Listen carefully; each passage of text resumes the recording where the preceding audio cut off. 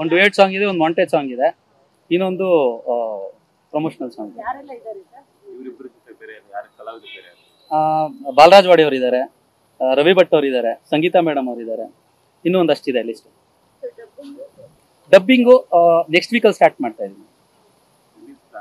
ಸರಿ, ನಾವು ಅದೇ ಇವಾಗ ಅನ್ಕೊಂಡ ಸ್ಪೀಡಲ್ಲಿ ಅವರೇ ಜೂನ್ ಅಲ್ಲಂತೂ ರಿಲೀಸ್ ಮಾಡ್ತೀವಿ. ಜೂನ್ ಅಂತ ಯಾವುದೇ ರೀತಿ ಇಲ್ಲ ಮೇಡಮ್. ನಾನು ಅವ್ರಿಗೊಂದು ಫೋನ್ ಮಾಡಿ ಮೇಡಮ್ ಹಿಂಗಿದೆ ಅಂದ್ರೆ ಸರಿ ಡನ್ ರೆಡಿ ಬರ್ತೀನಿ ಅನ್ನೋರು. ಸರ್ ಅಷ್ಟೇ, ಅವ್ರು ನನಗೆ ಬಿಗಿನಿಂಗ್ ಅಲ್ಲಿ ನಾನು ಹೋಗಿ ಇಬ್ರು ಕತೆ ಹೇಳಿದಾಗ ಇಬ್ರು ಒಟ್ಟಿಗೆ ಕೂತ್ಕೊಂಡು ಹಿಂಗ್ ಮಾಡೋಣ ಅಂತ ಇವರಿಬ್ರು ಡಿಸ್ಕಸ್ ಮಾಡಿ ಯಾವ ರೀತಿ ನನಗೆ ಪ್ರಾಮಿಸ್ ಮಾಡಿದ್ರು ಅದೇ ರೀತಿ ಇವತ್ತು ಬಂದು ಮುಗಿಸ್ಕೊಟ್ಟು ಇಲ್ಲಿ ನನ್ನ ಪಕ್ಕದಲ್ಲಿ ಇನ್ನೂ ಕೂತಿದ್ದಾರೆ.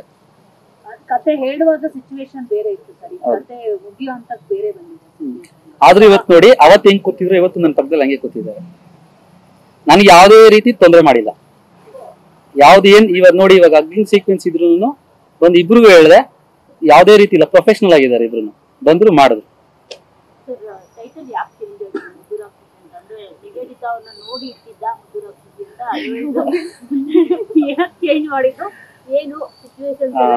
ಇಲ್ಲ ಮೇಡಮ್, ನಮ್ಗೆ ನೋಟಿಸ್ ಬಂತು, ಇವರು ಕ್ಯಾಂಡಿ ಕ್ರಶ್ ಗೇಮಿಂಗ್ ಇವರಿಂದ ಅಬ್ಜೆಕ್ಷನ್ ಬಂತು.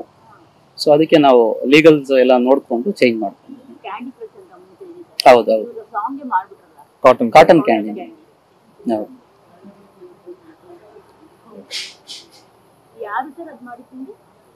ಕ್ಯಾಂಡಿ ಕ್ರಶ್ ಗೇಮ್ ಇದೆಯಲ್ಲ, ಕಿಂಗ್ ಅಂತ ಕಂಪನಿ ಇದೆ, ಅದು US ಬೇಸ್ಡ್ ಕಂಪನಿ. ಸೊ ಅವ್ರಿಗೆ ನಮ್ ವಿಷಯ ಗೊತ್ತಾಗಿದೆ, ಅಂದ್ರೆ ನಾವು ಕರ್ನಾಟಕದಲ್ಲಿ ಕ್ಯಾಂಡಿ ಕ್ರಶ್ ಅಂತ ಒಂದು ಸಿನಿಮಾ ರೆಡಿ ಆಗ್ತಾ ಇದೆ ಅಂತ. ಅವ್ರಿಗೆ ಅದ್ ಯಾವ ರೀತಿ ವಿಷಯ ತಲುಪ್ತೋ ಗೊತ್ತಿಲ್ಲ, ನಮ್ಗೆ ಮೇಲ್ ಬಂತು.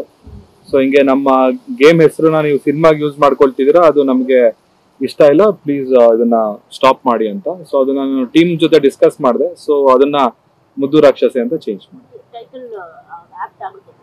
ಆಗತ್ತೆ ಖಂಡಿತ.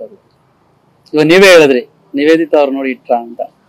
ಸೊ ಆ ಕಥೆ ನೋಡಿದಾಗ ಮುದ್ದು ರಾಕ್ಷಸಿ